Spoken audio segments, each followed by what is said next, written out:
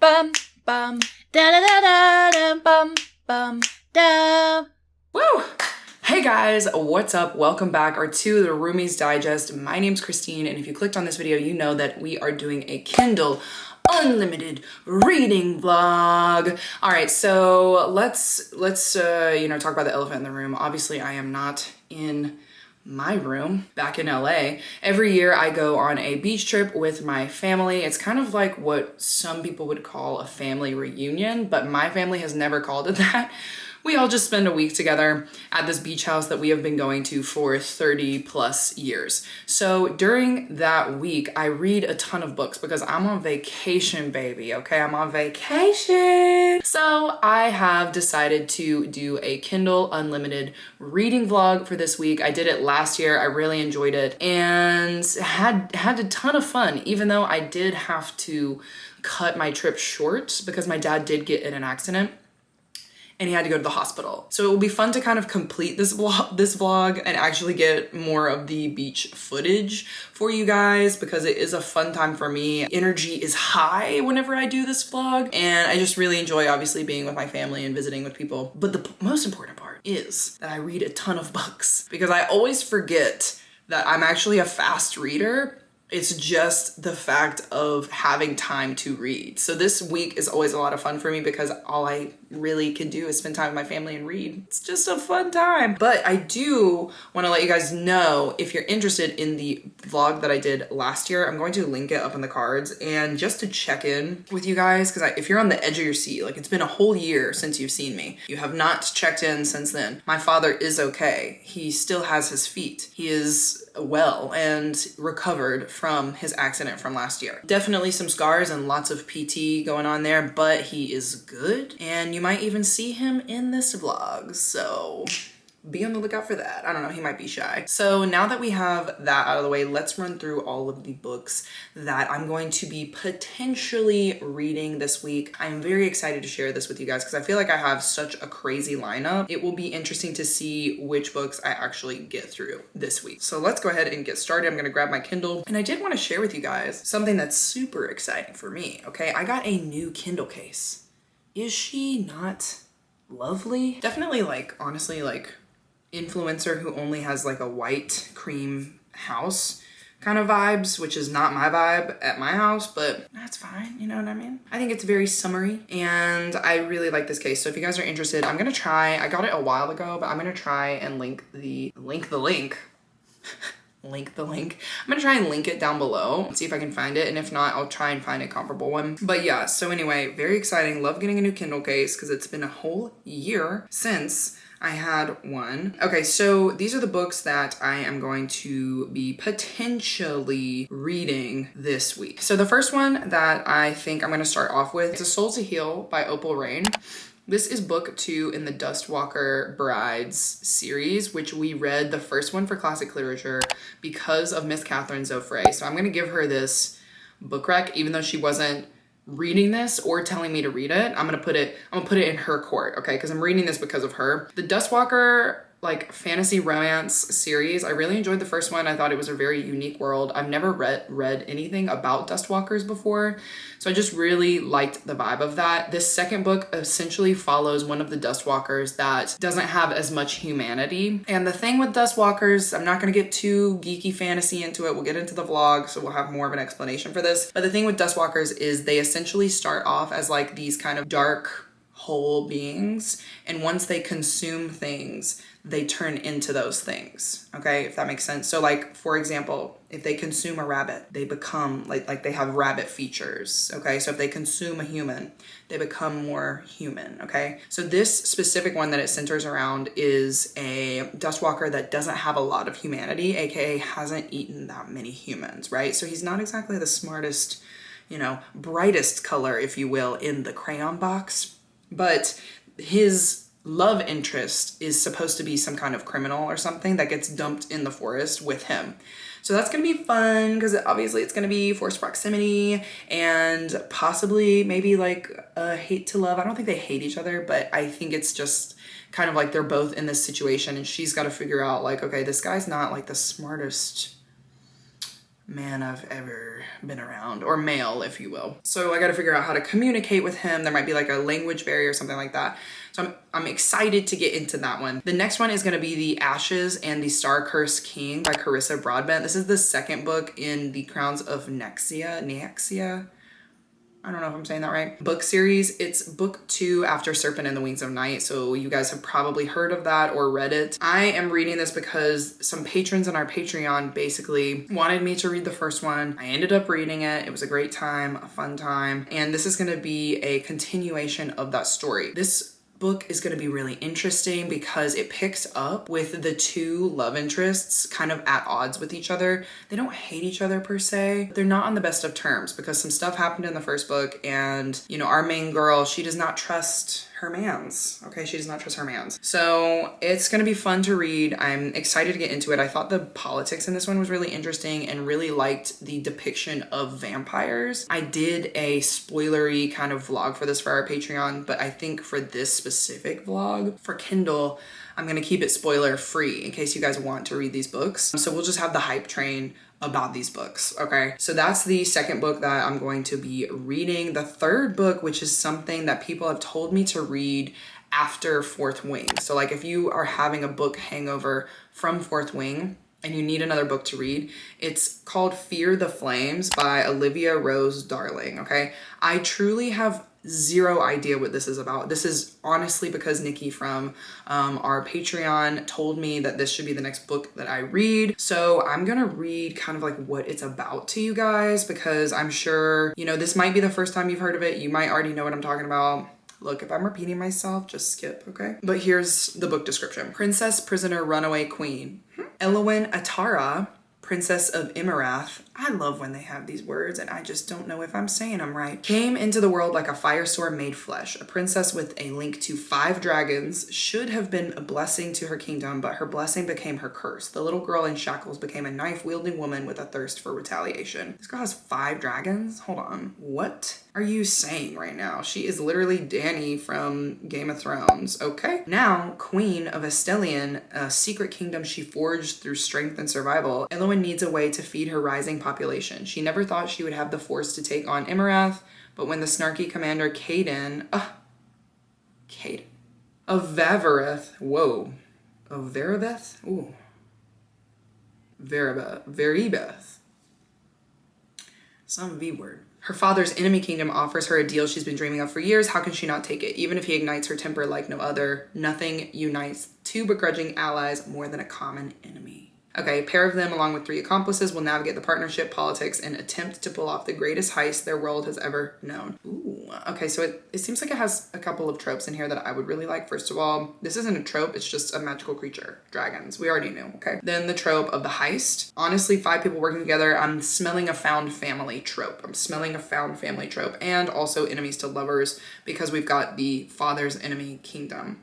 It's giving Serpent and the Wings of Night, also Fourth Wing. Let's see how that goes. Obviously, I don't think there are vampires because no one said anything about vampires. The author's note in the beginning does say it's a new adult fantasy romance, contains explicit sex scenes, descriptions of violence, physical abuse, mental abuse, anxiety, and depressive thoughts. This book is unfit for anyone, maybe unfit, anyone under the age of 18.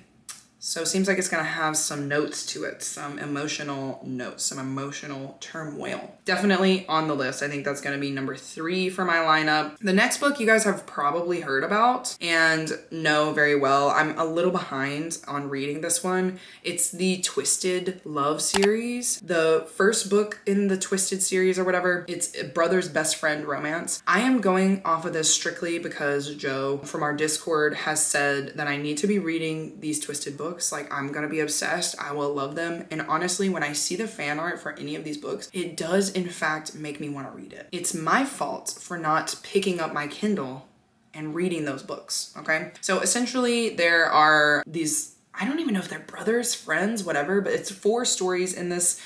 This first one has not been anyone's favorite, but I really think that I'm gonna like it. Brother's best friend is a fun trope for me. Like, I like that trope for some reason. I guess because it's like, you know, maybe a little bit of like Romeo and Juliet vibes, like star-crossed lovers, but not really, you know what I mean? It's just kind of taboo-ish, but not really, you know? All I know about these is that there's some emotional notes to it. All the men are pretty much messed up and everyone's obsessed with them. Everyone's obsessed. So I'll check in with that one once I get to it. I don't really know much more than that. All I know is that it's Grumpy Sunshine, book 1 in the series. It can be read as a standalone, but I'll probably continue with the series after this. And then brother's best friend trope. So I'm excited. Moving on after that one, the next one that I am considering reading, it's a recommendation from Georgia from our Discord. It's called The Longing of Lone Wolves, and it's a post-apocalyptic fantasy series with fated mates. It obviously has the werewolves. And this one's also very interesting because it's the winner of the, I think, FF&P fantasy and something. I don't know. Let me look this up. Hold on. FF&P RWA. Fantasy, futuristic, and paranormal romance. There we go. Okay, so it was the 2021 winner of that, right? And I don't really know much about it other than it's wolf shifter. There's a human in there. The human is beautiful, feisty, fierce. She's the only person who can see him, speak to him, and touch him. Rush is a Fey guardian, a wolf shifter, whose enhanced abilities have made him a ruthless protector of Elfine, ELPHYNE, all right? His job is to protect the realm from the human enemy and to ensure the sins of the past never come to pass again, lest magic die forever. Okay. If he hands her over to the Order, she's his ticket to having his curse removed. Unable to resist the opportunity, tricks her into a bargain of obedience. Okay, we're already getting, hold on, you guys are telling me too much of the plot here. You're telling me too much. You don't need to be like Amazon and give me the whole clips of all the movies. You know what I mean? Like, just give me the cliff notes here. All right, here we go. A new style of epic fantasy featuring steamy shifter romance, a dash of time travel, monster hunting, a band of brothers, fated mates, growly fae protectors, and their strong-willed women from our time. If you love your books full of page-turning action, romantic tension, and world building you can get lost in, then this book is for you. Okay? Sold. Thank you, Georgia. It also has a cute map. Don't know if you guys can see that. It's looking fun. It's looking fun. Zodiac Academy-esque? I don't know. We'll see. I don't think anything can be like Zodiac Academy. Y'all know I'm obsessed. I think that's going to be a good pick. That's gonna be a good pick. All right, moving along. The next one I really want to get to is, I got this rec from Stephanie Bookish. She has recently gone on like a romance binge, like a romance, what could you call it? It's like her romance era, okay? This is her moment for romance. She's never been a big romance reader, but recently has gotten into it in the past couple of months. So she really likes Mariana Zapata because of the slow burn aspects and the way that the relationships are built. She wanted me to read, I think, All Roads Lead Here by Mariana Zapata, but that one's not on Kindle because she's doing this whole deal where she's like republishing her books traditionally. So they have like new covers and like they look, you know, traditionally published for romance. But the one that she said was on Kindle is From Lukov with Love. And I'm really excited because I've been wanting to read this one for a while. I really like the like ice skating background setting atmosphere. I think that's gonna be a lot of fun. And I know that this one is a hate to love romance. Slow burn, you know, and it's got the aspects of like, this is your final chance to kind of have your shot at being, you know, the best ice skater ever, right? So Jasmine is the one who like needs a partner to, you know, compete, I think, for like ice skating, and she has to partner with Ivan Lukov, who is just like a terror. You know, she hates him, whatever, but they have a lot of history because I think they've known each other for a while. They just haven't really ever liked each other. I'm not really sure the vibes. And this is what I mean when I say give me a book description like this, because like I have no idea what this book is about. All I know is their names, kind of a little bit about them, and that's it. And it's a 2018 Goodreads Choice Award finalist, okay? So I'm excited. A lot of people like Mariana Zapata. I think that I'm a slow burn romance girly as long as the tension is there and like the relationship makes sense. I think this is gonna be a good pick for me. I'm excited to get into it. I'm definitely gonna try and get into that one, and I will have to report back to Stephanie and let her know, you know, am I in love with Mariana Zapata or am I not? Okay, so rounding out this list, because I know this has been a hugely long intro, the only other book that I think I might want to get into if I have time, and I don't know if I will, if I do, you know, things could change, we never know, but the only other book that I think I might get into is another book by Carissa Broadbent, and it is called Slaying the Vampire Conqueror? Yes, Mortal Enemies to Monster Lovers, okay? We all know I like Carissa Broadbent. I read Serpent and the Wings of Night. Huge fan. Just love it. Just good stuff. So I saw that she had like a monster romance type of book out there about vampires. I've seen this book before. I just didn't realize it was her book, if that makes sense. Like I just kind of added it to my list because I saw it like a while ago. But essentially the main character is supposed to kill the vampire, like, you know, king, whatever. And she gets betrayed. She sacrificed everything for her goddess, her soul, her freedom, her eyes. So she's blind. We've got a disability rep. Life and service to Arrakistan, a cult of goddess of fate, has turned Selena from an orphan street rat to a disciplined killer determined to overthrow Lea's tyrannical king. But when a brutal vampire conqueror arrives on their shores, Selena faces an even deadlier adversary. She's tasked with the crucial mission: infiltrate his army, earn his trust, and kill him. We love an assassin trope. Atreus is a terrifying warrior carving an unstoppable path through Lea, yet when Selena becomes his seer, she glimpses a dark and shocking past and a side of him that reminds her far too much of parts of herself she'd rather forget. I'm not gonna read anymore because this is definitely one of those that's like gotta give me the whole entire plot. But so we get it. She has to infiltrate. She's got to kill him. Obviously they fall in love. I'm excited to possibly get into that one. I feel like I'm gonna get to it. Let's be honest. Let me go back. I don't want to toot my own horn. Okay, maybe I won't. We'll see. Anyway, so that's the tea. That's the vibe. These are the books that I am going to be getting into this week. Hopefully I get into some more, and I'll check in with you guys as I'm going to like see if I'm going to be reading any other books and making any changes, things like that. But I am already starting with A Soul to Heal. Okay, I've already started that when I was reading it on the plane. I'm not quite to 50%, so I'll do a check-in for that one when I get there, but I'm liking it.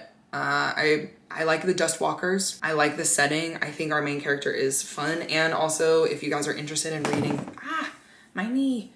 If you guys are interested in reading stories about plus size main characters, then this might also be a fantasy monster romance for you because our main character is plus size. She is a fun main character because she like takes no crap. And I feel like that's kind of how I am, so I can relate. So I'm enjoying it. And I think, you know, though our Dustwalker does not exactly have, you know, as many brains as some might want him to have, he definitely is a sweetie. He's a sweetie pie. And I'm really liking that. So anyway, that's the intro to this vlog. These are the books that I'm gonna be getting into. I'm excited that you guys are here. Thank you so much for joining me. I will get you some B-roll. We'll check in when we get to the 50% of A Soul to Heal, and get ready, strap in, because we're gonna be having a great time this week. I think that's all I have to say. See you guys in a little bit.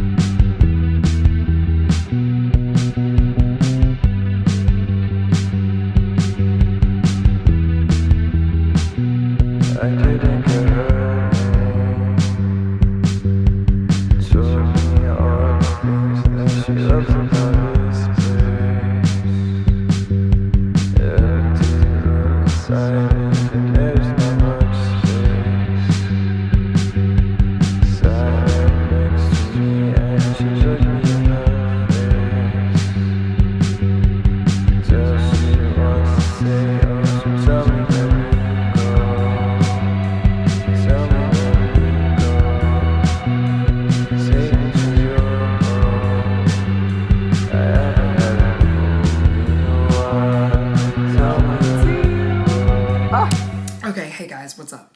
So it is the next day and it is very rainy. I'm gonna get you some cute B-roll footage of the rain. Can't promise that it's gonna be super exciting, but as you can see from the previous B-roll, we have been here. We've had a full packed day, and at the very end of that B-roll, I think you guys could see that I did an author talk with Alexander Rowland, who is actually the author of A Taste of Gold and Iron. This is a book that I read for my Patreon book club with all of our patrons, and we got to talk to Alexandra at the end. Basically, every month we read a fantasy book, and because obviously my book club is called Fantasy Over Everything, and then we talk to the author in like a cute little author chat where we get to ask questions and get to know the person and have just a really cool time. I think it's probably one of the best things about Faux and like why it's so fun. Plus it's in a smaller group because we're in a Patreon book club. So it's just a really fun time. I really enjoyed talking to Alexandra and kind of like learning the different perspectives of like where the book was coming from, just like as it was being written. And it's just like something that I'm super grateful for in the bookish community, because I never thought that I'd be able to talk to authors and, you know, interview them essentially and be able to kind of like bridge the gap between like the audience and the writer, so that, you know, our members can actually like talk to the author and like ask questions and things like that. And it's just really fun. Obviously Alexandra is a cool person as well, very, very, very smart, way smarter than me. But I do want to take this moment to kind of like spread the love with this, because I am going to be actually giving away this copy of A Taste of Gold and Iron. There's literally nothing special about it other than like it was my copy, and I just want to pass on the love because I have finished this book, I have read this book, and I would like to do a giveaway of sorts for you guys. So we interrupt this vlog to give you this emoji. If you leave this in the comments, I am going to do a random like name generator, and I will pick a random winner from the comments who has, you know, left this emoji down below. So good luck with that. You know, my gift to you, I will send you this book, whoever wins. Anyway, we interrupt that program to get back to our original plot of the movie, which is this. I have officially finished A Soul to Heal, and it was pretty good. It was a pretty good time. What I will probably do for this vlog is do the call pile and the ratings at the very end, just because call pile always takes me a second and I have to like think about everything. But I will give you like my kind of like thoughts and stuff, because I know I said that I was going to check in at the 50%, but we just had such a busy day. I did not have time to like come inside and like do a check-in. You know what I mean? It's raining right now. Like I have a chance to, you know, focus and talk to you guys. So let's talk about A Soul to Heal. So this book definitely was not as much of like the fantasy world building or even like the plot of the first book. Like those two things were definitely missing in the second one. This one was more about the characters and the relationship between the two characters. And I think it leaned in heavily on this one trope that a lot of people I know do not like. And I also do not like this trope. And if you are interested in hearing a not spoiler, like for me, I would want to know that this is in the book before reading it. So like I would listen to this next part, but like a lot of people want to go in with no spoilers at all. So if you do not want a spoiler, skip to this number, and I'll see you in a little bit. Now, if you're into the spoilers and you want to know what I'm talking about, basically there is a point where there's like an accidental pregnancy, and it happens at like 50% of the book, maybe a little bit sooner. And I remember just like reading this yesterday and being like, okay, so where is the rest of this book going? Because I was expecting more plot with it, but it truly is just kind of like about the main characters having this accidental pregnancy. And because it's a monster romance, obviously it's very like uncharted territory. It has not been navigated before. That was really interesting because our main character also goes through a depression before she gets pregnant.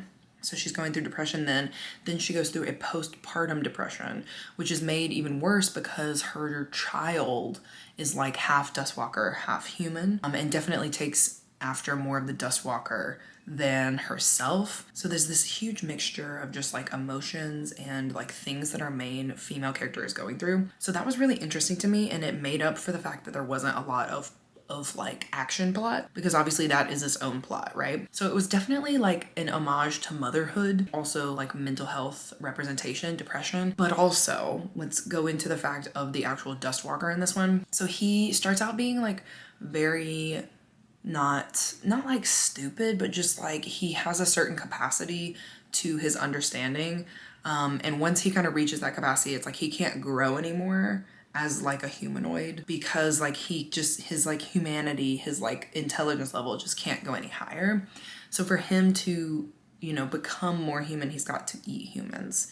And that was an interesting kind of like topic this whole entire book, because our main female character, Delora, she is like very against him like eating humans, even though she's like sort of like this criminal, right? She's like a murderer. So that whole plot line was really interesting. Like I'm gonna leave it up to you guys to like discover the rest of that and read this book. But overall, I really liked this one. I liked the Dustwalker series. I don't think this one was as strong as A Soul to Keep, just because like the newness of the world and kind of like the magic system and things like that. There was more of that kind of like actiony stuff in it. But I liked Delora as a character. I liked Delora, and I liked Magnus? What is that man's name? Anyway, I can't remember his name right now, but I liked them. I thought they were cute together. Like I feel like in the first one, as soon as the spice happened the first time, it's like it kept happening after that.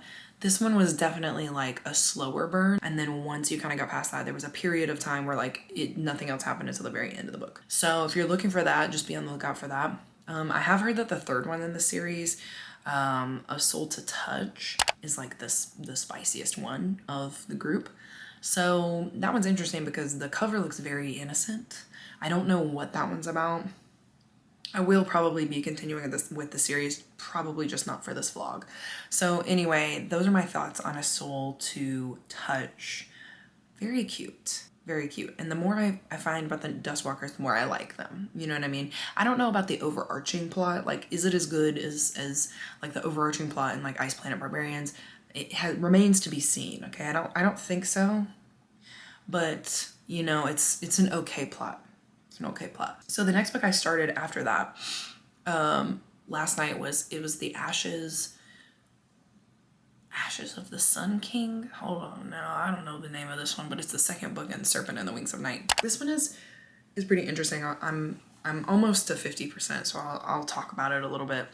But I told you guys, like, our main characters, our main love interests, right? They are fighting. Mom and dad are fighting, and not like fighting because our guy, he is in love with Araya, right? Like Rain is in love with Araya, and he thinks that he had to do what he had to do, right? Without spoilers. I won't be telling y'all nothing, okay? No spoilers in this part. But it's just like he feels like he was in the right, but he knows that he has hurt his girl. Okay, he knows he hurt her, and he knows he's got to give her space, even though he's trying to like get them back to where they were. Araya, on the other hand, is in such a state of distress. Such a state of distress when we start this book that like it's just so sad, because she's like a shell of what she used to be, right? Just because of the events that happened at the end of book one. So it's hard to read that because, you know, they obviously have to go through a period of time where they're not on the same team, and then we move forward from that. But I will say that a lot of my feelings from the first book are still there. Like, I'm still interested in the plot of this one. I want to know what's going to be happening, like with the overarching kind of like plot and the conflict and things like that. There's a third party in this that is kind of like the bad guy, you know, we put it in non-spoilery terms.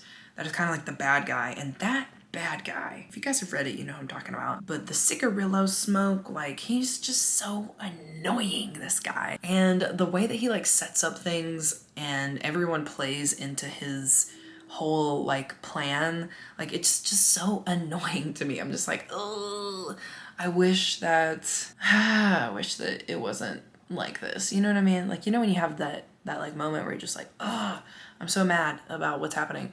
That's how I feel right now. I think a lot of what was so great about the first book is that they were going through these like trials, and Rain and Araya were discovering each other and like finding, you know, what they liked about each other, and in this world where like they shouldn't really be together. This next book, by contrast, is interesting because they have already discovered each other. They are miles apart from each other because of what happened at the end of the first book, and so now they have to build that trust back to be together again. And that is fun. That is fun. Okay. We like the tension. We like the build up. It's just also sad because I feel like all the work that we did in the first book just got thrown out the window. But with good reason, you know what I mean? Like, I would be mad too. I'm gonna have quite a bit of time to read it because essentially it's raining right now. And I mean, I think it's like 2:30 or something. So a lot of the day has gone. A lot of the day has gone. I'm supposed to be going out to dinner with my parents tonight because they wanted to celebrate my birthday, which we all know was in June. But, you know, they obviously were not around for my birthday. They do not live in California. So they want to treat me to a birthday dinner. So we're supposed to be getting dressed up and like going out. And I'm like, if it's raining, do we need to go? Anyway, but that's what we're gonna be doing tonight. It's actually super cold right now, and I'm just kind of in a, I just want to be bundled up and read kind of mood. So that's the vibe. That's how I feel about that right now. But hopefully it clears up. We can get some more BTS footage, and I'll be able to check in with you guys again for Serpent and the Wings of Night. I meant not Serpent and the Wings of Night, book 2, which is Ashes and the Sun King. Anyway, okay, so that's my check-in. That's what's going on. I'll see you guys in a little bit.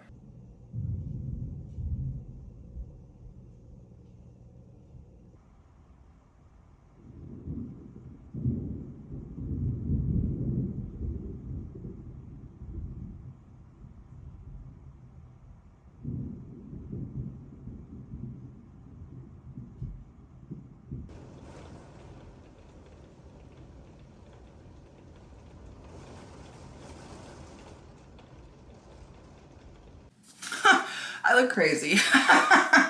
This is so funny to me. Oh, wow. My sunscreen has really just left a film of white over my face. Anyway, I mean, this is how you stay young forever, babies. You know, take notes. This is how you become a vampire. So let's talk really quick because I have finally gotten to 50% of, I always want to say Serpent and the Wings of Night. That should not be the title. That is not the title. The title is The Ashes and the Star-Cursed King. Yes, it is. Anyway, so I finally have gotten there, and whew, I'm gonna take this off. I'm freezing. Okay, so I have finally gotten there, and Araya and Rain, my babies, you two are like two bees circling around the honey pot, you know what I mean? Circling around the honey jar. You just can't stay away from each other, and it's lovely. I love to see it. I love that I'm here to witness this. Okay, so I think the plot of this one took like a minute to kind of get into because we were trying to wrestle with all of the characters' feelings for each other and kind of like where they stood with the other characters. But I'm liking this one. I think I like the plot of this one more than the last book. Because the last book was fun, but it was basically all just kind of like about the trials, right? And, you know, the second one, they have like a whole political plot going on, right? They've got like all these different kingdoms because they have obviously the House of Night. And then there's also like the Bloodborne vampires. There are like the night, I think they're like Nightshade is what they're called. Like those vampires. You've got the humans going on. And there's just lots of personalities, okay? So there have been plot twists, there have been betrayals, there have been crazy things happening. And I'm really enjoying this one. So that's the update. And I just remember being like,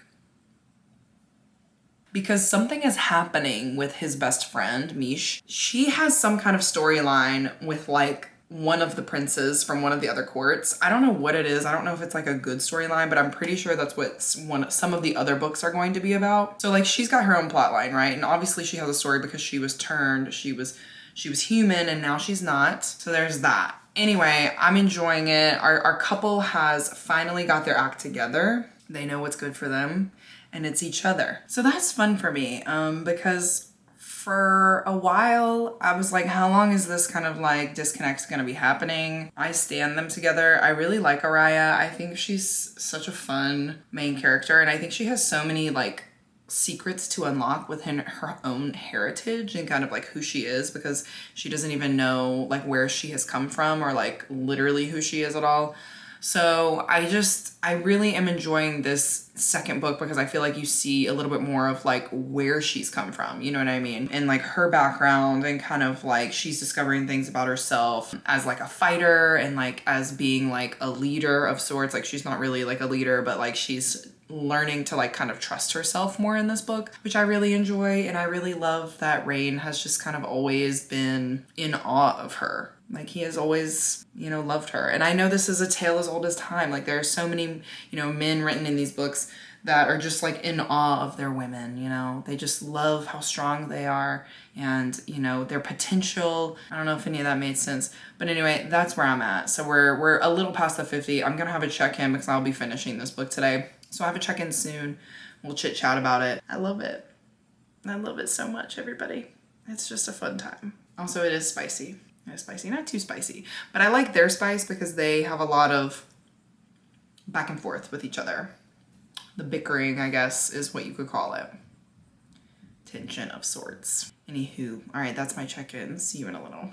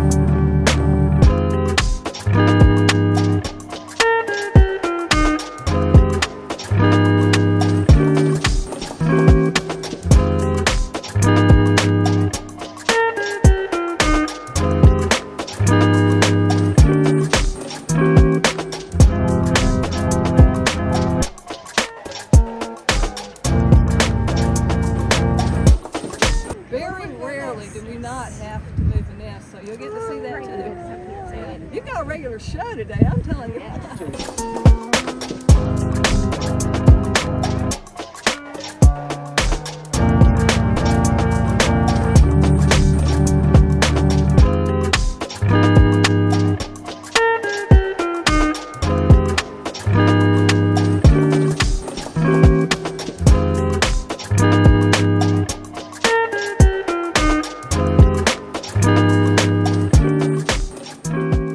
Check-in time. So I have finished The Ashes and the Star-Cursed King. Yeah, I was like, is that the name of it? I believe that's the name of it. So I've officially finished it. And I have some like mixed feelings about this. I feel like I really like the characters in this one, but I feel like we didn't get a lot from the other characters because maybe it was written in first person or I don't know. Like we got a lot of Araya and Rain, but like I would have liked to have seen like maybe just a little bit more. Like I felt like this book was so fast, but in reality, it wasn't. It was a very long book. And I think maybe because it was like so plot heavy, but like not a lot plot heavy. If this makes any sense, I hope it does. What I think I'm trying to say is there was a lot of still kind of like world building and like info dumping, and not really info dumping, but like, you know, something would happen and then the characters have to react to it like in their brains while also giving you a bunch of exposition about the world. I'm not sure if I'm like the biggest fan of that kind of writing style. I don't know, but it didn't bother me enough for me to put the book down. Like I definitely wanted to finish it and like see where the plot was going because I do like what happened. Okay, we found out more about Araya, more about Rain, a little bit, like not like too much though. Not a lot. It's just like something was missing. Like I didn't hate this book, but I'm definitely not as obsessed as I was with the first book, if that makes sense. Which, you know, is like kind of funny to me because I usually love when there's like a conflict, when there's like a war or like some kind of battle or something. I usually love those books, those ones in series. But for this one, I don't know. Something was missing. I just wasn't like cued in. So that being said, like I had a fun time with this one. It'll be interesting to see what the call pile is. I just don't feel like super strongly about it. Like it was fine. It was great. You know, if I had to guess, it'd probably be a 3.5 to 4, somewhere in that range with the comp pile. Yeah, because I just felt like there were some things that like could have really been explored in this one. And like while the book was huge, like we didn't really get anywhere. You know what I mean? Like we just kind of built up until this battle, which was like looming overhead and like coming, and then it happened, and then it was like, where are we going from here? You know what I mean? I think I'm reading too much fantasy right now. Like I think I need to switch over to like a non-fantasy because I feel jaded almost. Like I'm like, okay, of course there's gonna be a battle. And it's like, I shouldn't feel like that. Like I should be ready and waiting in anticipation of the battle. You know what I mean? Like ready for it. I love Araya and Rain. Like I love them. I think they're so fun together. Like I love them together. But also I feel like sometimes in this book, like they would have these moments and then it wouldn't like be enough. Like this book wasn't enough, even though the book was huge. I don't know if that makes any sense without giving like spoilers or whatever. Anyway, I'm excited to go on to the next one. It probably won't be anytime soon. This is like a good stopping point for me to like chill on this series for a while. But I think the next book is gonna center around Mish or Septimus, maybe both of them. Like if I had to call it, I'd be like, all right, are they gonna be getting together? Because Septimus has layers. This was our like antagonist of this series. And he has layers to this story. He's got something going on. Like obviously he's a bloodborn, so he has this like curse already on him by the goddess. And he just needs some help. And I can see his POV. Like I've told you guys this before, but I love a villain because you get to see their background and like how they became the villain. Like no one starts off being evil. You know what I mean? Like unless I guess like your character is like an evil monster or something, but like then define monster. That's what I love about fantasy, okay? We got to define these things. Like how did they become evil? How were they born evil? You know what I mean? I'm a strong believer of like your atmosphere and the people you surround yourself with and your experiences. That's what makes you who you are, good or bad. So Septimus is going to be a really interesting character to like delve into because I feel like he's got some stuff going on and he really does care about things. And he's trying to fight like tooth and nail to save his people and save himself before time runs out. Like that's an interesting concept to me because vampires are supposed to be living forever. They're supposed to be eternal. But Septimus's line is not. Bloodborns are not.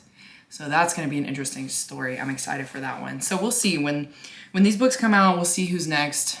I'm excited for him. I hope she goes where she can go with this series. But yeah, other than that, it was fine. It was great. It did take a lot of time to read though. Let's move on to what I'm going to be moving into next. I'm going to be reading Twisted Love, which I'm very excited for. I think this is going to be a nice, fun, not really fluffy time, but like a nice, fun, like contemporary, not really even contemporary, like, you know, just a romance. It's going to be fun. It's a brother's best friend. We already talked about it in the intro, so you guys already know. And probably you guys have already read this book. So I'm ready to be like, you know, involved in this series. I'm ready to be obsessed with this series. So I just started on the beach. I'm maybe 10% in. And already, you know, the tension's there. I'm like, Alex, don't even act like you don't like Ava, okay? Because you know you do, boo-boo. So, the tabooness is there and I'm ready for it. So I'm gonna be reading that one next. I'll do a check-in at the 50. I'll let you guys know. Unless I zoom through the book, you know, on the beach. Which by then I'll just check in when I'm at the end. But I feel like I'll be able to at least do a 50, you know, somewhere between 50 and 100%, like that kind of a check-in. So I'll have a good chunk of the book done by the time I check in next. And yeah, as far as, you know, family time goes, we're gonna be on the beach today. I got some donuts this morning, so that was fun for me. I will show you that BTS, show you the beach BTS, and whatever else takes us, you know, wherever the world takes us today. So get excited. I will see you guys in a little bit.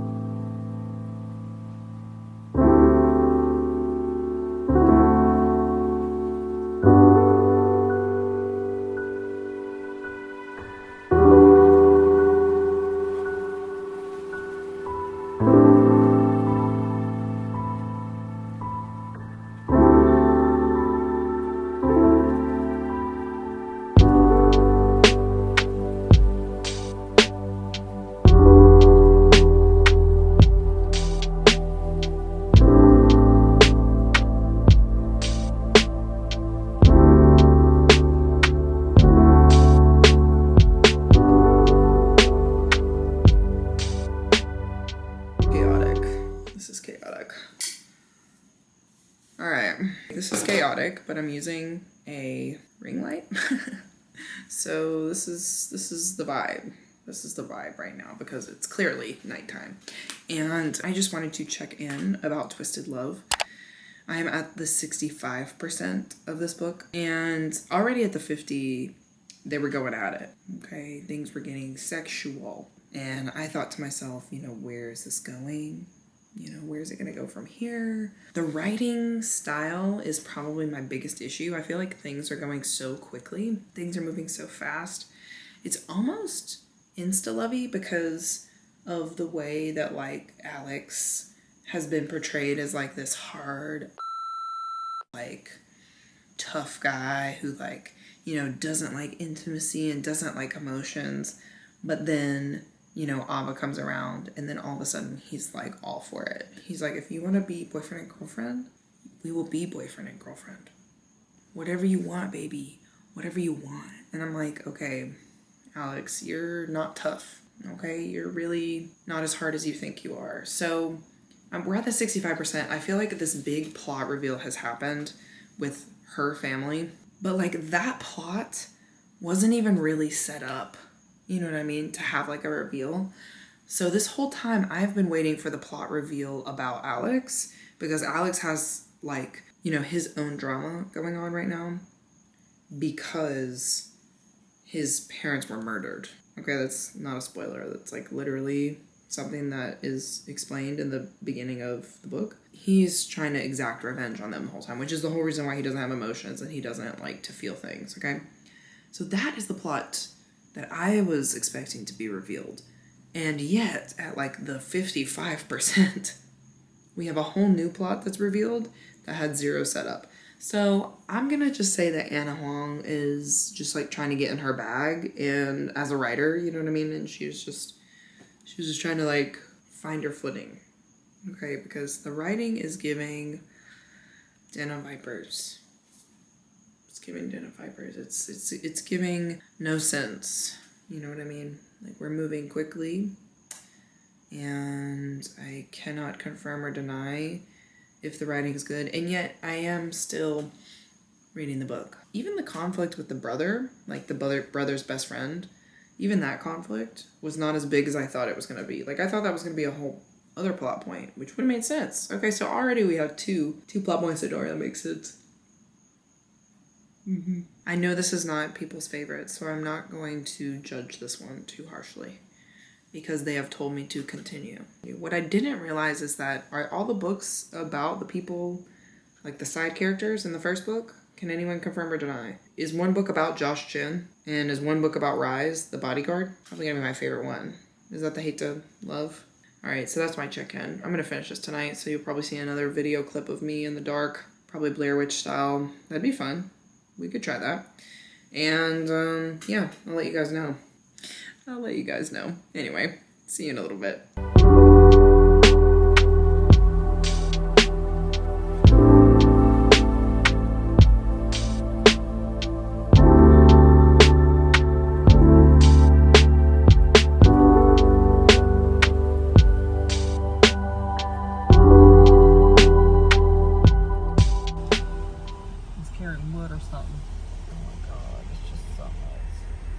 I never had this problem with the new car.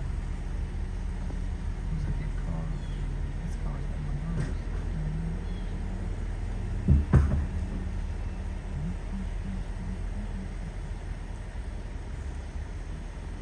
been Mom.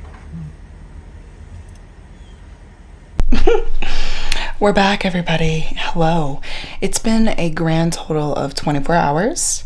And in that 24 hours, as you can see, I'm in a different location. I've washed my hair finally. No more beach hair. I'm at my grandmother's house. It is the end of the trip. It is the end of the trip. But this won't be my last check-in because I still have some time tonight before I go to bed, because it is only 8 o'clock, to finish the book that I'm reading. But before I get into that, before I get, you know, too crazy, let me go ahead and just talk about finishing Twisted Love. So first of all, a few things. I can see why, like I said last night, people don't like this one the best. I was trying, I couldn't put my finger on it. last night, what the word was that I was looking for. And it wasn't really a word. It was just, the writing was cheesy almost. It was very like, just like comic villain-esque. You know what I mean? And the dialogue was a little cheesy sometimes. And I think that took me out of it. And I can see why people would say that's not, you know, the best. Okay? Because, you know, when dialogue takes you out or plot takes you out, it detracts from the experience of reading the book. I think my initial reaction of 3.5 to 4 is maybe a little generous. We'll see what happens with the cop-out. We will see what happens with the cop-out. Yeah, there's really not much more else I can say about that. It is exactly what I said last night. Everything I expected. But it was a fun time. More like Mafia-esque than I thought it was going to be, which is, but not like, you know, Sinners Anonymous kind of Mafia. It was just kind of like a little sprinkle of Mafia in there. You know what I mean? So, that being said, that's that. Yeah, that's really all I have to say about that. And I will be continuing with the series, probably just not like this second. Yeah, so, oh, also, yeah, this shirt that you asked me about, this is from my good friend, Sid Bookworm. She just dropped some new merch. So if you guys are looking for some bookish merch, head on over there. I would say link in bio, but this is a YouTube video, so it's gonna be down in the description. There you go. Anyway, so while I was on to my grandmother's house, like while we were on the way over here, I had quite a few hours to read in the car. Did I get nauseous? Yes. Was it worth it? Yes. I started From Lukov with Love, which is a recommendation from my good friend Stephanie from Stephanie Bookish. She basically has gotten into her romance era, like I said before, and recommended me this book. I am now at the 50%. I have 3 hours left of reading, so I'm probably going to finish it tonight. It will probably be the last book that I read. But I do want to say that I did start Fear the Flames. That was the book that I originally started in the car. And the reason why I started this book is, like I said, people were saying that this was a great follow-up to Fourth Wing. And the thing with Fear the Flame is that I think, like, when... All right, it's not even just Fear the Flame, okay? This is just fantasy books in general. And I've said this before, and I'll say it again. And you guys might think that I'm a broken record, but here we go. When you have a bunch of new information in a fantasy book, a bunch of names, a bunch of places, a bunch of things going on, but you haven't built your characters or your plot, the names of the places and the names of the people don't mean anything to us. I want you authors to understand. When you info dump, we don't care. If it's in the first 10 pages and you're info dumping, we don't know what's going on and we can't keep up. So, this is what was happening in Fear the Flame. It was all these like random names. The plot wasn't that crazy. Like, I knew it was happening. She was going to go into this like one place to basically find a plot to find out about this really hot general who was, of course, her, like, you know, arch nemesis. Blah, blah, blah, blah, blah. You know, they're gonna have a conflict. There's gonna be a war. Blah, blah, blah, blah, blah. I don't know if I was just, like, burnt out on fantasy or what, but, like, the dialogue in this just seemed so... Like, it was not like Fourth Wing. Like, when you guys were like, pick this up if you want something like Fourth Wing. Like, Fourth Wing's dialogue was stilted. Okay, but it wasn't unbearable. And this is making this seem like a trash book. Like, I'm just soft DNFing it right now. I'm a pause for now. A PFN. But, like, I could not get into this book. I had to put it down. I was like, bro, I don't know what it is about this, but I can't get into this plot. And already, like, the two love interests are, like, on each other, like, acting cute and, like, flirting. And I'm like, you guys... This is so insta-lovey. And if anything even, like, smells insta-love to me, I'm like, immediately no. Immediately no. Put it down. Don't let me DNF this, because so many people have said to read it, and I don't want to let y'all down. I don't want to let y'all down. So I had to pause it, because I was like, I don't want to be rude. So I'm going to pause it. So that's Fear the Flames. Oh my god, not my memory card. Freaking dying. Okay. I deleted some footage, but the lights were flickering and it was getting really scary movie up in here. And I'm not putting anything on myself right now, but I did just watch Boogeyman. The lights flickered again. And I'm not gonna lie, I'm like scared of the dark. Like it's like an actual thing. It's an actual thing. Makes me nervous. Yeah, I grew up in an old Victorian in the South, and I believe in ghosts. I'm gonna say it. I believe in it all, unfortunately for me. So anyway, back to, not me looking at the lamp like it's gonna pop out at me or something. Anyway, back to the original plot of the movie. This movie that I live in. So, what was my point? Oh, Fear the Flame. I soft DNF'd it, okay? I soft DNF'd it because I was like, bro, I cannot continue with this and I don't want to be rude. So that's when I picked up From Lukov with Love, because I was like, maybe I just don't need to be in a fantasy mood. Maybe I just need to read something cute, you know, whatever. And I love ice skating, y'all. Like, I love ice skating, okay? Christy Yamaguchi, okay? If you haven't read this book, Mariana Zapata is notorious for her slow burn romances. In this one, it's two ice skaters. I kind of briefly talked about this earlier, but anyway, the two ice skaters, they're at each other's necks. They've known each other for forever.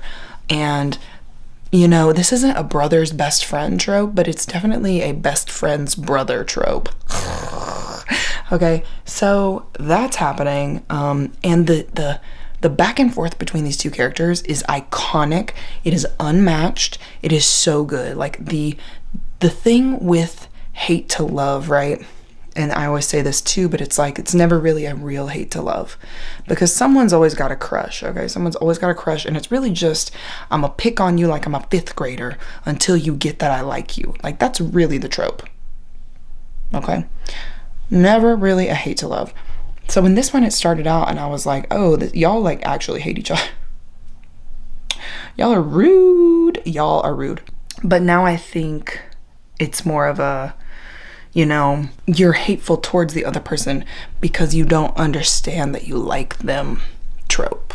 You know what I mean? Like, I don't know what that is, but like they're mean to each other because they think they don't like each other. Does that make sense? It's almost like their feelings are displaced in hate when really it should be love. It should just be all love, you know what I'm saying? So we're at 50% of this book and like their relationship has just built beautifully. Ooh, it's so great. They have not gone to a competition yet. They're still training together. It is a good time, but I'm loving it. Like, I love it with this character building, the ice skating rink, like the atmosphere is great. I love an ice skating trope or atmosphere, whatever you want to call that, plot line. And I'm just having a great time. So I'm zooming through, like I'm sucked in, I'm ready to go. We're gonna finish this book tonight and I will let y'all know. Okay, I will let y'all know how it ends. I don't know if I'm gonna do another check-in tonight because it's like late and I'd be looking crazy. So I think my next check-in will probably be like when I'm doing the wrap-up for this vlog, and then we'll talk about call pile and everything else. I essentially am leaving my grandmother's house tomorrow morning. This has been such a long check-in. I hope you guys have been having fun. I've been having a great time. If this vlog never gets published because I was murdered by the boogeyman, just know that I love you guys. And if you see this footage, give my cat a kiss. Ta-ta for now. Oh my god. Okay guys, we're at the end of the vlog. I am clearly back in my chaotic bedroom, and I am going to be doing the check-in for From Lukov with Love, and then also the call pile for all the books that I got through in this vlog. First off, I just want to say that From Lukov with Love, when they said Mariana Zapata is a slow burn author, they meant it. Okay, I'm saying the spice and not the intellectual spice, because that was throughout the book. Okay, I had such a good time reading the relationship between these two characters, seeing it build and having this like tension between them, and then having it come to fruition literally in the last pages of the last chapter. Like, they meant that it was gonna be a slow burn.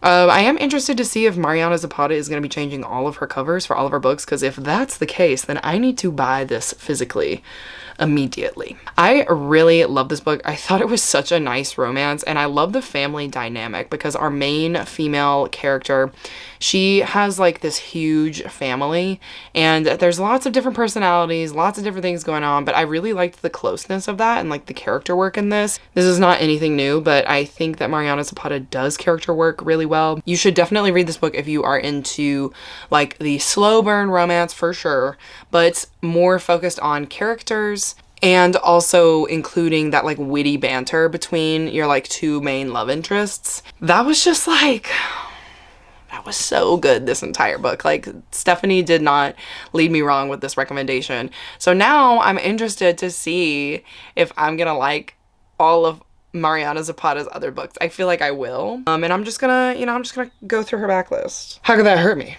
You know what I mean? So anyway, I ended this vlog with a really great book, and have to say that like most of these books I enjoyed. I enjoyed the ride and I enjoyed the time.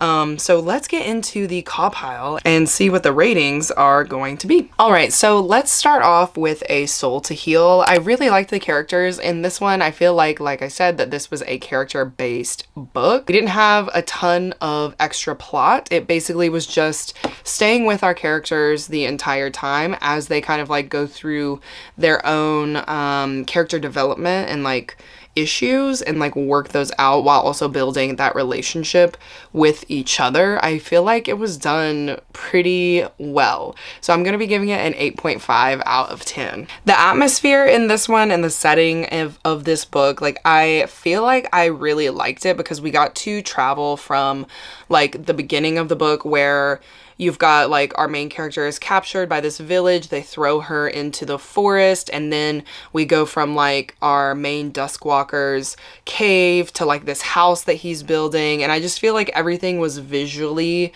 like very like clear and easy to like see in my head. I really enjoyed it, and therefore I'm gonna be also giving it an 8.5 out of 10. The writing in this one I'd give like a 4 out of 5 stars. I'm gonna be rating it an 8 out of 10.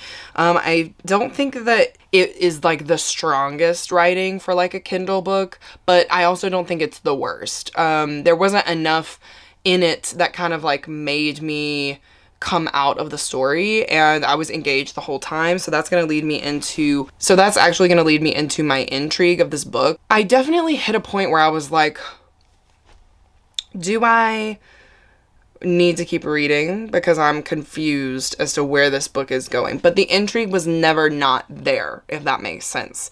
So intrigue, I'm going to be hitting it with a 9 out of 10. For plot, I feel like the plot of this one was pretty much about the characters. Like, that was the plot. You know, is it my favorite plot? Like, what happened?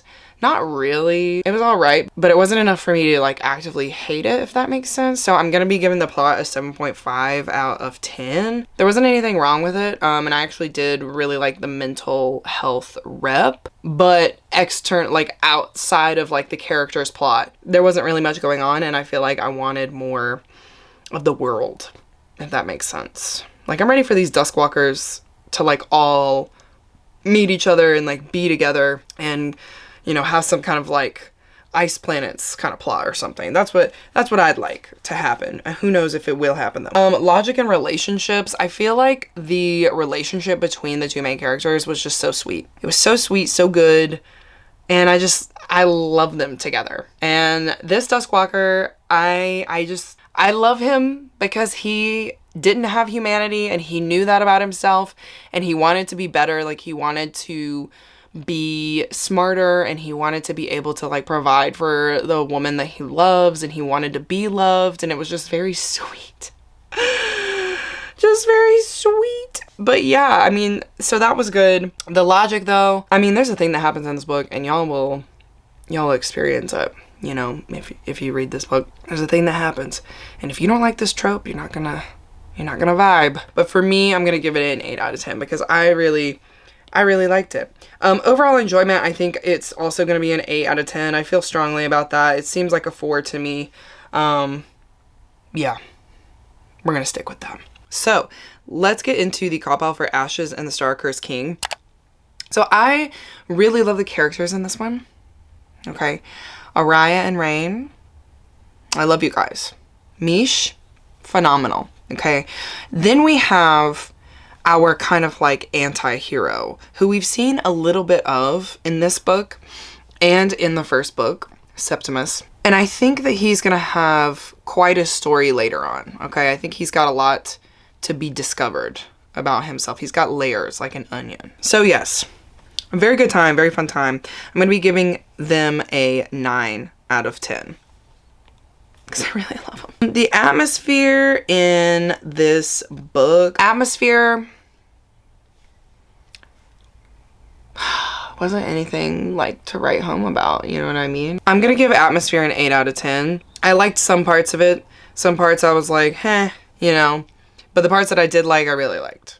If that makes sense. Hopefully it does. The writing I'm gonna be giving a 9 out of 10 as well. I feel like the banter between our two main characters is really good, and for some reason, like, the more that I read books, like, whenever there's banter between characters, it must be just because I'm a Gemini and, like, you know, words have value to me, intellect has value to me, but, like, whenever there's banter, it just, like, makes the book so much better. So I truly think that as well as kind of like the way that Carissa Robin delivers her plot and like her characters and the story in general, I feel like it's really good, you know?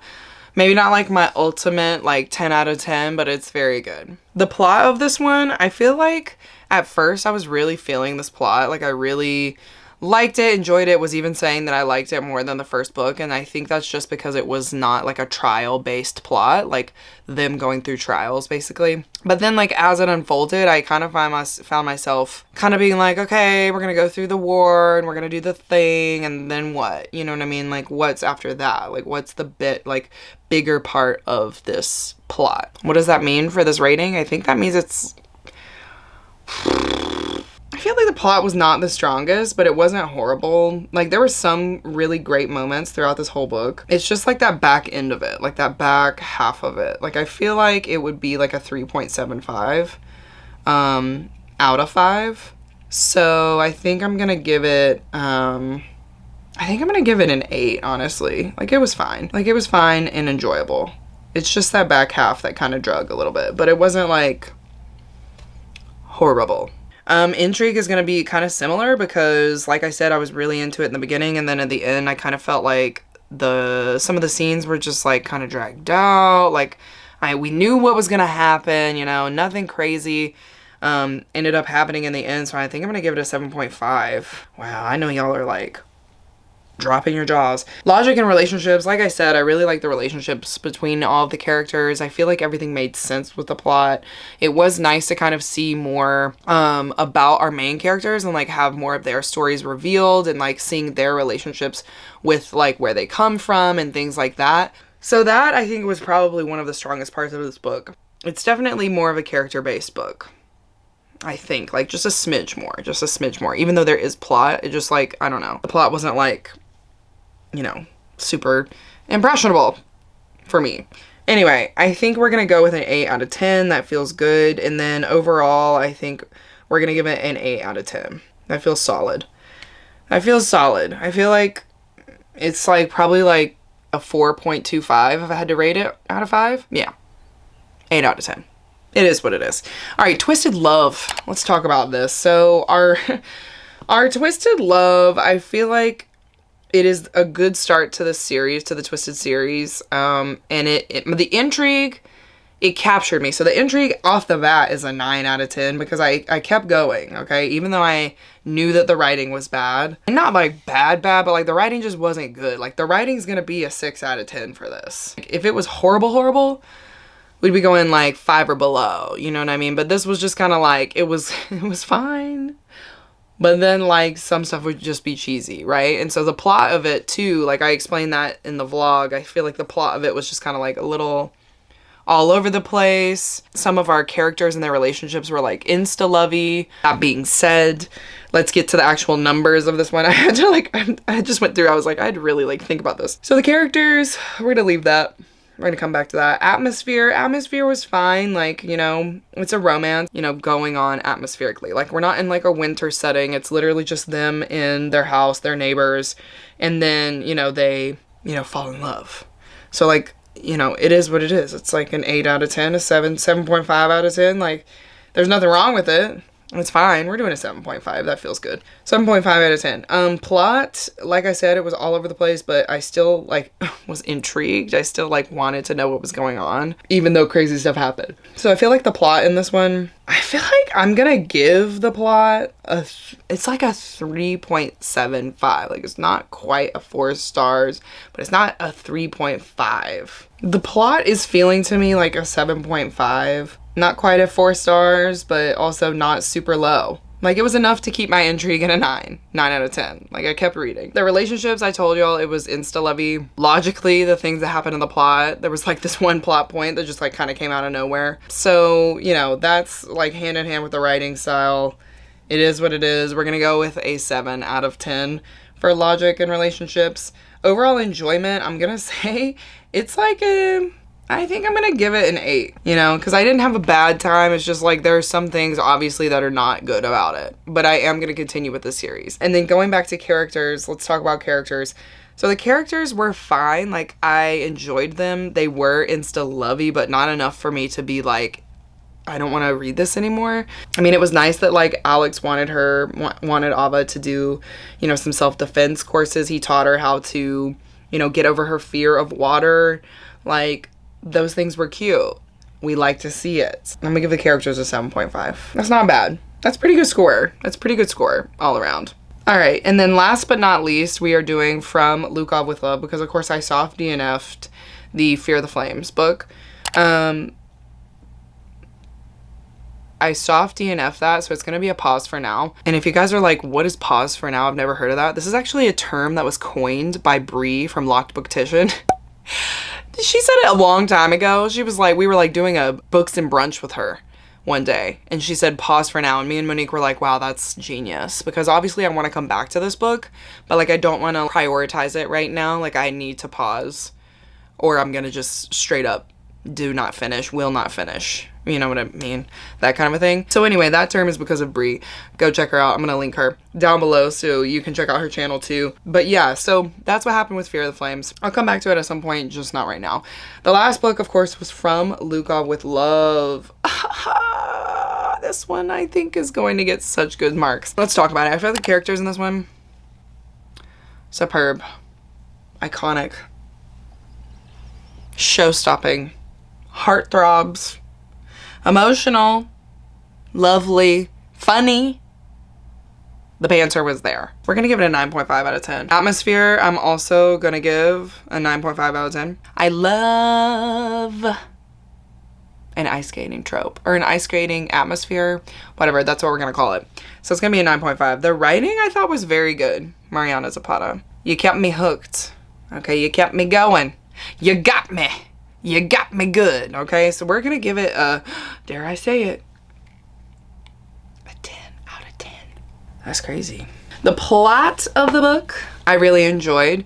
We did have this like little epilogue scene, like 8 or 9 years after like the first kind of like obviously part of the book, or their first competition or whatever. I think as far as the plot goes, like I think I would have liked to have seen them in a couple more competitions, but it wasn't really about that. Like, this book was about the characters, obviously. So like it wasn't about the competition or like anything like that. Like, they didn't get in a huge fight or anything. I really don't think there was a third act romance. Like, was there? Hold on, let me think about that.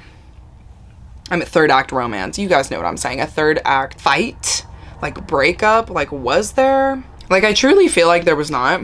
So, you know, I think I'm gonna give it a 9 out of 10 for plot. I would have liked to have seen like a little bit more than just the character work. Like, I would have liked to have had something else maybe happen, or them go travel to a place with each other. Like, I don't know. Maybe just a little something different, something to spice it up, something. Intrigue is gonna be a 10 out of 10. Couldn't put this book down. Could not put this book down, obviously. Duh. Okay, moving on. Logic and relationships. This was also really good for this book. Like, I'm giving it a 9.5. I love their relationship, like them together, you know. I like how they had to get through things together. I would love a Lukov.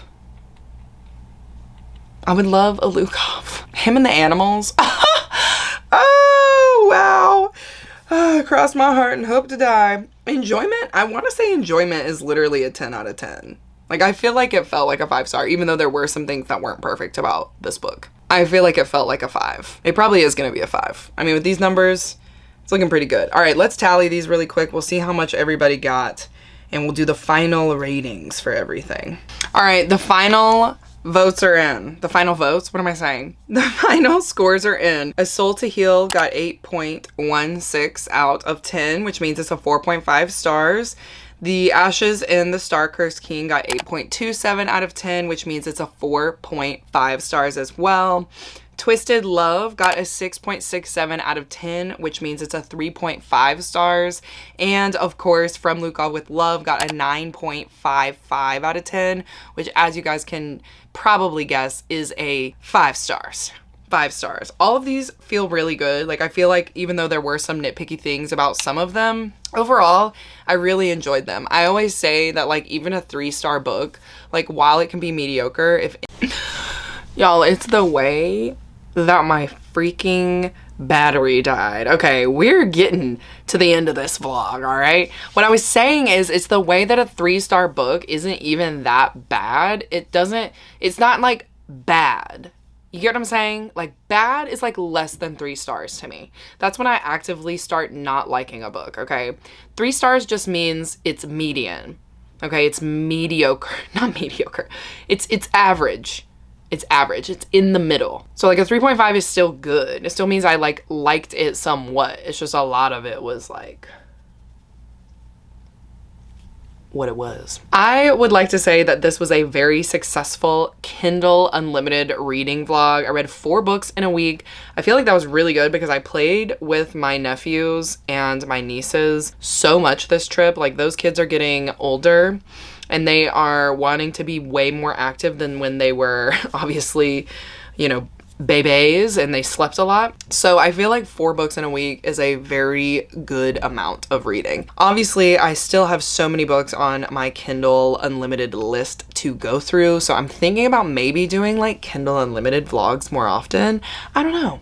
Let me know if you guys are interested in that. But yeah, anyway, something you can leave in the comments if you don't have anything to say by the end of this video, or you don't want to enter the giveaway for a taste of gold and iron. Do not forget, if you want, to leave that emoji down in the comments. Okay guys, that's it. That is the end of this vlog. I hope you enjoyed it and you know, had a great time going with me back home to my family like vacation spot. It was obviously a very rejuvenating and fun time for me, myself, and I. Obviously, you guys saw my mom on the roll a lot, but not my dad. He's a camera shy guy. All right, my mom, she's the trickster.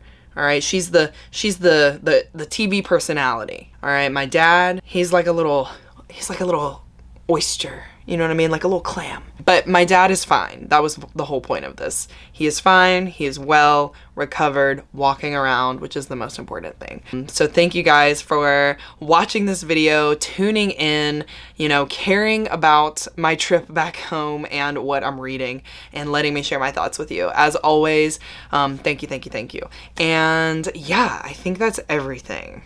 Oh, there was one thing that I did want to mention. Yes, that was a sea turtle. Yes, a sea turtle was laying her eggs on the beach, and it is because it was the day after the 4th of July and she couldn't lay her eggs that night because of the fireworks. So she basically waited until the morning of the 5th to like lay her babies. A lot of people saw it, and then the sea turtle people showed up and they helped her. They were like pouring water on her so she wouldn't get too hot.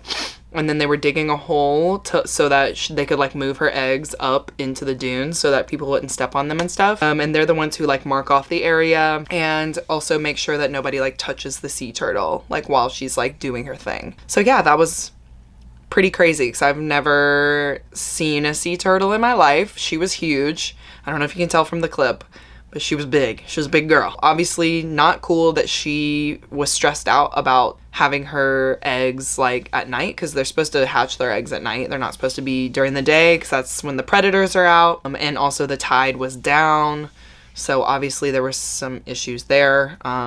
But me being a human, obviously that was really interesting and cool to see in real life. And of course the kids loved it. They were like, what is this huge sea turtle? Turtles can get this big? And I'm like, learning moment. So anyway, yes, that's the only other thing that I did want to address at the very end of this vlog. Now we're done. Thank you so much for watching, and I will see you guys in the next one. Bye! Bum, bum, da da da da da, bum, bum, da.